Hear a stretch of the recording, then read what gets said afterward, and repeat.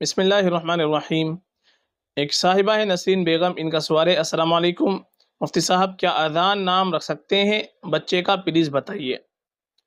وعلیکم السلام ورحمۃ اللہ وبرکاتہ۔ دیکھیے، جو اذان لفظ ہے اس کے مناتے ہیں اعلان کرنا، پنج وقتہ نماز کے لیے مخصوص کلمات کا اعلان، یہ اذان کہلاتی ہے۔ البتہ نام رکھنے کے تعلق سے ہم یہ یاد رکھیں کہ بچوں کا نام اچھا ہونا چاہیے، ذو معنی ہونا چاہیے، ایسا نام ہونا چاہیے کہ جو معنی والا ہو اور اچھے معنی والا ہو۔ دیکھیے، جس طریقے سے ہم صوم، صلاۃ، نماز، حج وغیرہ نام نہیں رکھتے، اسی طریقے سے اذان نام بھی نہیں رکھنا چاہیے۔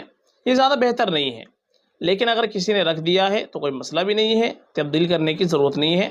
لیکن ہم کو اس طرح کے نام نہیں رکھنے چاہیے، بلکہ ہم کو ہمیشہ صحابہ کے ناموں پر، انبیاء کرام علیہ الصلوۃ والسلام کے ناموں پر، نیک لوگوں کے ناموں پر اپنے بچوں کا نام رکھنا چاہیے۔